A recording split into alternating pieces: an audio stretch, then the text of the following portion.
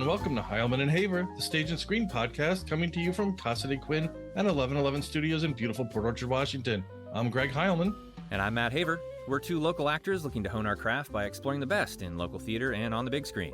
Since 2020, we've been bringing you entertainment news and views, celebrating classic Hollywood, enjoying cocktails with a Tinseltown twist, interviewing talented local actors and directors, and chatting with industry experts from LA to the UK. Welcome to episode 68, the second in a two-part interview with Tara Moses. Today is November 18th, 2022, and this month is National Native American Heritage Month. To celebrate, we sat down last week with Tara, who is a passionate supporter of Native representation and youth in the arts. She's also a multi-award-winning playwright, a director, actor, dramaturge, the artistic director of Red Eagle Soaring Theater in Seattle, a co-founder of Groundwater Arts, and a citizen of the Seminole Nation of Oklahoma. As a director, Tara's work has been seen in theaters in South Dakota, Rhode Island, Washington, D.C., Maryland, Oklahoma, and Georgia. As a playwright, she's the winner of the 2019 Native Storytellers Contest, a 2020 and 21 finalist for the National Playwrights Conference, and the 2019 Native American New Play Festival winner. And her plays have been produced and or developed all over the country. Her plays have also been taught and or currently in the curriculum at Brown University, the University of Arkansas, the University of Arizona, UCLA, Oklahoma City University, Northeastern State University, and the University of Washington. She is currently commissioned by Audible, Yale Indigenous Performing Arts Program, Company One Theater, Alter Theater Ensemble, Kitchen Dog Theater, the new Now Commission with Laura Gunderson, Jiva Theater Center, Red Bull Theater, and Oregon Shakespeare Festival. Tara is an MFA candidate in directing at Brown University Trinity Rep and holds a BA in theater from the University of Tulsa. Along with all the other hats she wears, she's also a consultant and beadwork artist, and somehow still found the time to join us. And she did so from her home on Narragansett land, or what is colonially known as Providence, Rhode Island. We hope you enjoy part 2 of our interview with Tara Moses. You are definitely a force of nature, and I can see where the drive and dedication and work ethic are definitely things that any of the youth that you work with would look up to. But let's flip that around. Who do you look up to? Who are some of the artists and actors that you admire or look to for inspiration?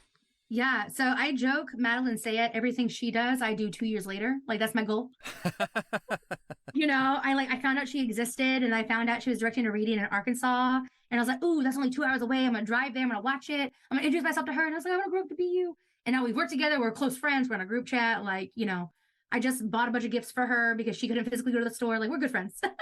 But Madeline Sayet, for sure, just the work she creates is the kind of work that I want to do. And aspire to continue to do, and she continues to inspire me to this day. Delana Studi, she's been out here, especially in LA, which is, don't even get me started, but which is a whole different animal when it comes to being a Native artist, trying to tell your stories and make your way. And she's been, doing that for decades. I was first inspired by Irene Bedard, because I saw Smoke Signals, and I was like, who is this Native woman out here? She's so powerful. What is it? And then learned about her career. I'm so inspired by the playwright Mary Catherine Nagel. She was the first Native play on a Lord stage, or Sovereignty. And, I worked on the development of it at Arena. I flew back in. I was very poor, but I flew back in to DC to watch the opening of that show. And Ruth Bader Ginsburg was there. It was wild. Anyway, but she is also a Supreme Court lawyer. She's a lawyer, argues a Supreme Court all the time. And so she's my huge inspiration of, working and writing, directing, creating. I'm running out of time because she does so much. And it's all in pursuit of bettering our larger Native communities as well as her own Cherokee Nation. So I really look up to Mary Catherine for how she's able to stay so centered on her advocacy, both as a lawyer and as a playwright. Oh my gosh, Muriel Miguel with Spider Woman Theater, Muriel Tarrant with Safe Harbors Indigenous Collective out of New York City. Again, they were the cornerstones of Native theater. They've been doing this since the 60s, 70s. They were the first ones to do it. I wouldn't be here if it weren't for them. And, and I just saw Muriel Miguel on Sunday, and every time it's a celebrity, and she's like, I know you now. I was like, I know, but still. But yeah. In short, long list, but I think we'll leave it there. Muriel Miguel is a great person to end on. Well, it's pretty cool because a week ago Monday, so November 1st, the first day of National Native American Heritage Month, you got a chance to interact with Delana Studi. She moderated the Reclaiming the Stage event that I attended online. And now, of course, she's best known probably for Dreamkeeper, Shameless. Most recently, she had a role in the FX hit Reservation Dogs on Hulu, which is hilarious. Everybody needs to and hilarious and also very heartfelt. I'm going to say that. Yeah. Everybody needs to check out Res Dogs. Yo, that's my family. Yo, Sterling and I are related. Everybody watch Res Dogs. Yeah, everybody needs to. But you've also got things like, recent release on Hulu, like Prey, the latest in the Predator line of films. They're getting a lot of media attention for their native cast and crews and their writers and consultants. Imagine that, And even in the case of Prey being part of the Predator franchise, outlandish story, but the historical accuracy of the people that are shown. Do you think things are beginning to change? You're talking about working towards the next generation. Are things starting to change in Hollywood? And I mean, what about Broadway? What about on the stage side? I would argue that the theater's doing a little better, but not by much. So unfortunately, a lot of these big Hollywood projects, not Prey, which I was shocked by, frankly, but a lot of those big Hollywood projects are bringing in people who still practice red face. So these are individuals who are not native, who be playing native roles. I mean, Taylor Lautner is not native, fun fact, because you all didn't know. And so there's still a lot of red face issues that happen. There's still, like, for example, with Prey, it was written by a white man. It was directed by a white man.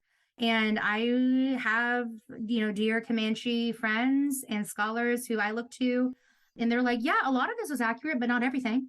Absolutely not everything was. It's slow. It's hard, I mean, there's still so many TV shows and films where they think just having a consultant's good enough, but not giving them really any power and agency. I've worked as a consultant many times, and I'm like, yo, this is straight up wrong. And I know because I'm Seminole and Muskogee, and I can tell you right now, this is not right. Anyway, and they're like, okay, well, thank you for your opinion. Here's your money. Goodbye.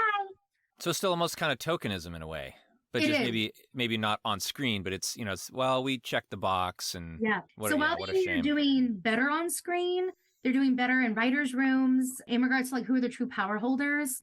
With the exception of Reservation Dogs and Rutherford Falls, which hopefully they can find a new home after Peacock canceled them. It's still so rare. Like the fact I can only think of 2 native TV shows. And, and I would even argue that, Rutherford Falls doesn't have as much like native and indigenous power in the room like Reservation Dogs does. But the fact that I can only name 2 is a lot, and I had, can I say this? I, hypothetically speaking, may or may not, currently be in the process of writing what may or may not be some type of series on some major network, Anyway, we may or may not have heard that clearly. Of course, but we will be paying close attention to your website. If this episode mysteriously vanishes in a couple of weeks, we'll know what happened. And when that potentially does or does not become a big hit, please do or don't remember Heilman and Haver. Right.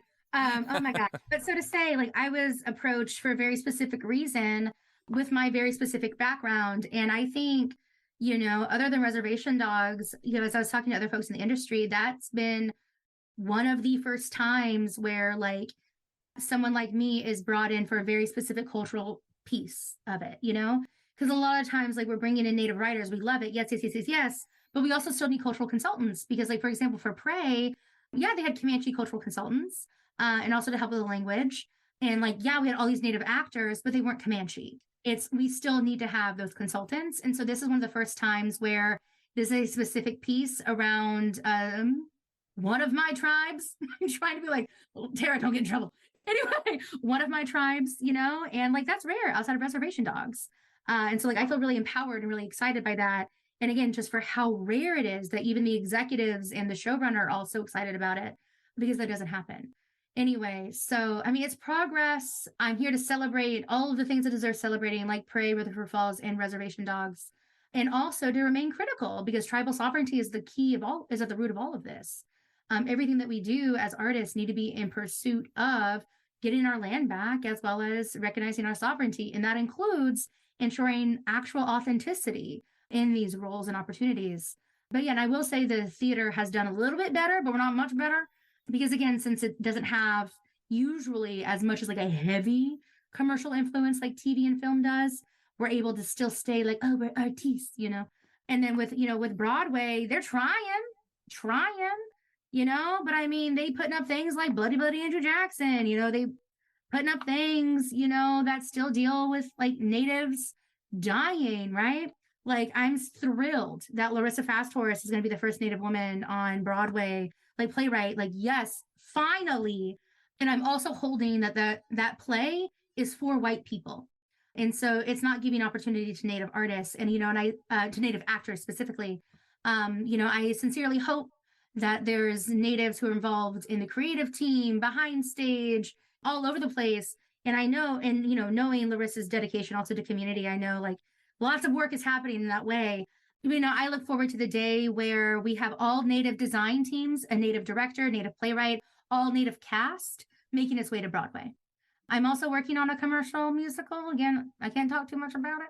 But anyway, so to say, I'm not the only Native on the creative team, thank goodness.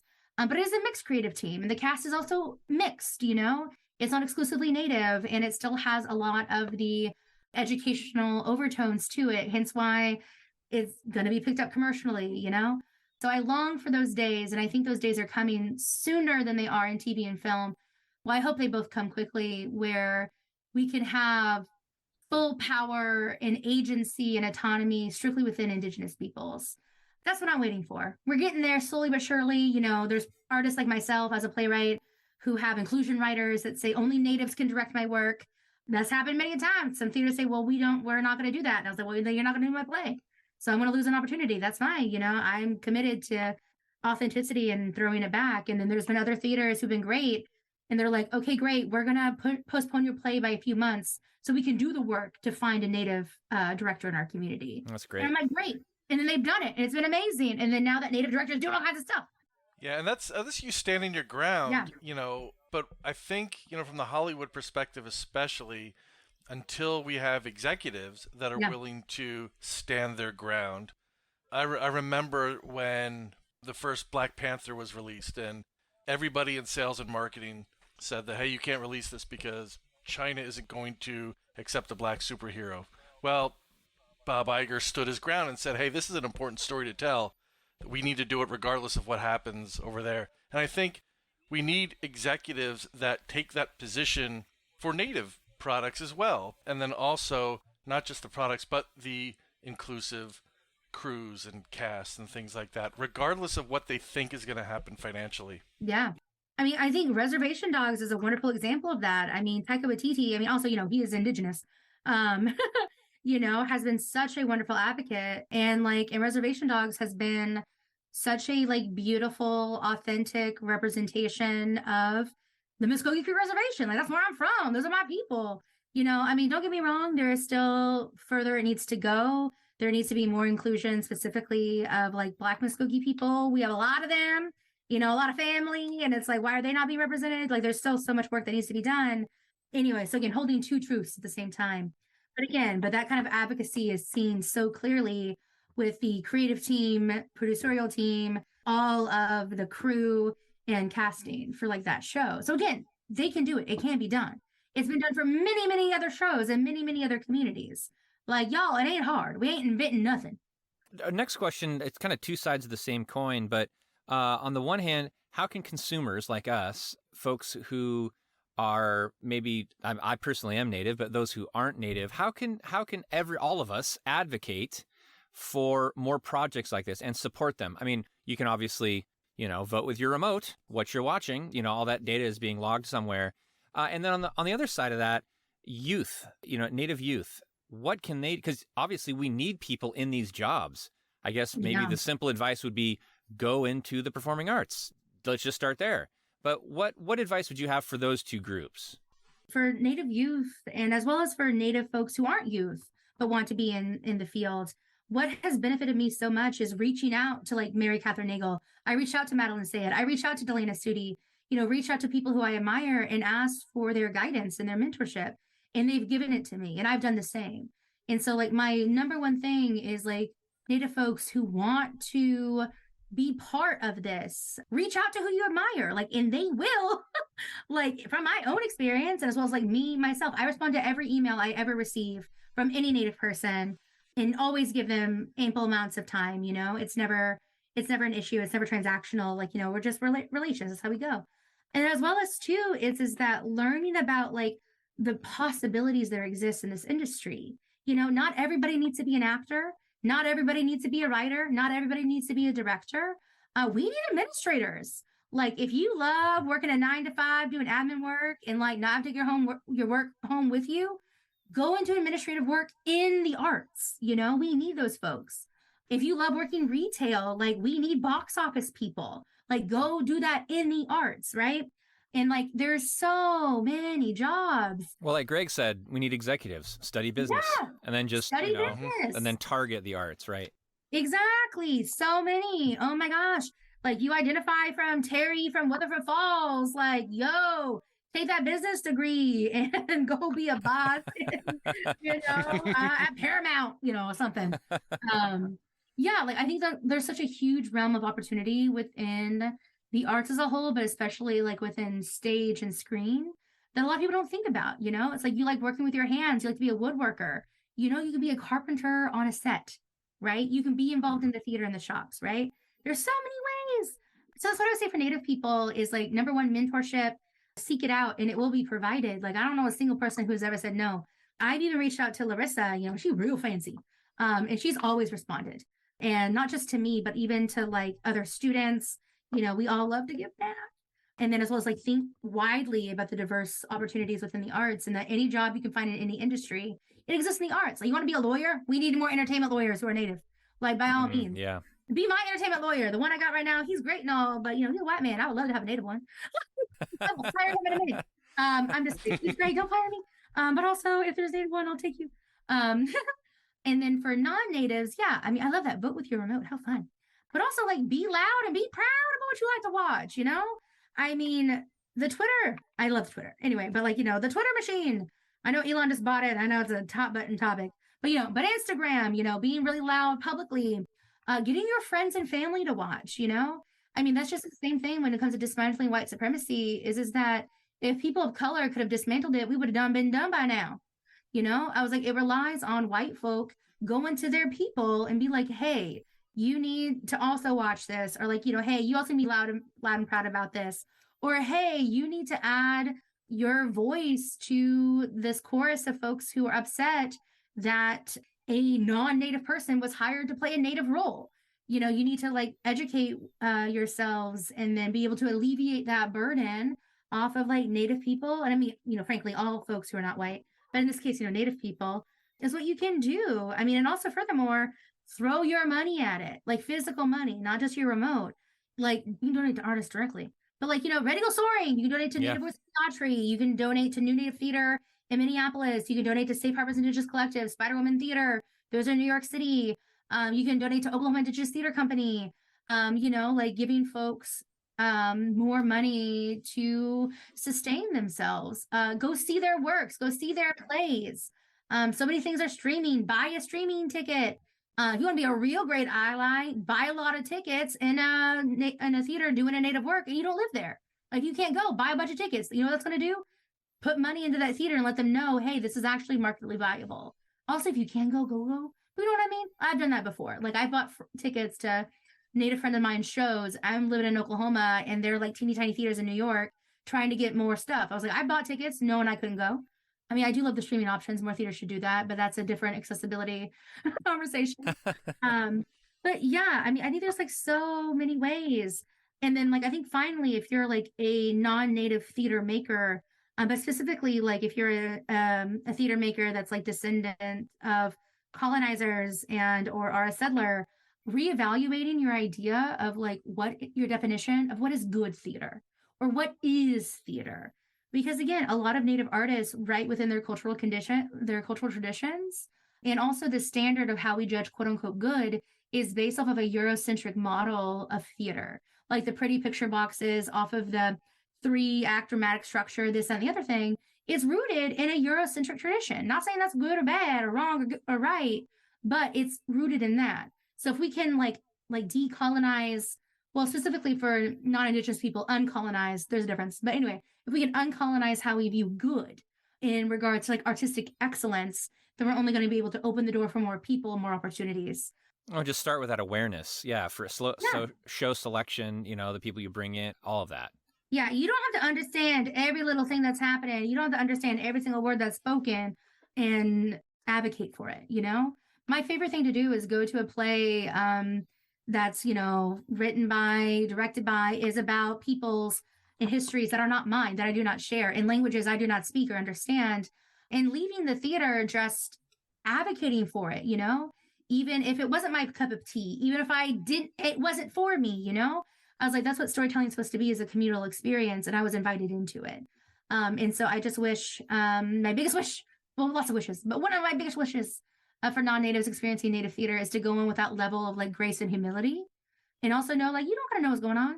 Don't worry about why there's so many spirits in the play. Don't worry about it. It all makes sense. To me, I mean, good theater is a lot of things, but as one of the things is it makes you think. And, I don't want to keep coming back to Madeline's Where We Belong, but we can all day long. Okay. All right. Well, let's go back to that. But no, so I think because none of this stuff that you're talking about is ever taught in our history books. No. Because, white, led corporations or dictate, there's a whole other conversation about that. But I learned more in that show about what she went through, but not just what she went through, but what her people went through with the loss of language. And it made me look at museums completely differently, because here I am walking through a museum and I'm thinking, oh, these are cool artifacts. I'm learning something, but not really even thinking about where they came from, how they were acquired, things like that.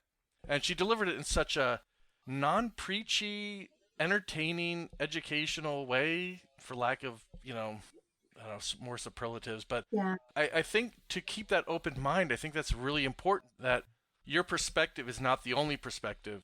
Whether it's right or wrong, they're different perspectives, and an open mind is really important. And to have more shows like that we can learn from, take things away from, and can inform the rest of our lives and maybe help us be better humans is just amazing. Yes. That's why Where We Belong is so good. Love it. Well, how can our audience best keep up with you and your projects? You're on social media. Talk about Twitter. Yeah. So I'm on Twitter and Instagram as Tara Tomahawk. One word. I like alliteration, Had that for years. It's not going anywhere. My website is taramoses.com. Real easy. I don't update it as often as I should. Luckily, my assistant does that more than I do. Anyway, but I'm working on it. So usually on the what's coming up page, I usually have 6 months at a time. Anyway, to keep up there. But frankly, Twitter and Instagram is the way to keep up. Yeah. Maybe one day I'll have a newsletter. People keep asking me about that. Do people have newsletters still? I don't know. Maybe. I don't know. If I ever, if I ever have a newsletter, you'll know from Twitter and Instagram. I'll tell you there. So that's the starting point. Well, we'll get all that. We'll get all that linked in the show notes. Tara, this has been a blast and so educational. You are lovely, and we are so pleased with the work you're doing here in Seattle and all across the country. I hope that this episode specifically can be used just to educate our audience and to really make them think. And November's a special month, but really for me and a lot of people, for you, I know, it's always Native American Heritage Appreciation Month in this country. So in this continent. So something to think about, and it sounds like the work you're doing is making people think. And like Greg said, that's what theater is all about: entertain and maybe teach people a little thing or two. So thank you again for your time. You're a very accomplished and busy person, and we appreciate this hour you spent. And keep up the good work. Yeah, thank you, and thank you all so much. Thank you, Tara. Well, thank you again to our guest, Tara Moses. You can keep up with her at taramoses.com and on Instagram and Twitter at Tara Tomahawk. All linked, of course, in the show notes.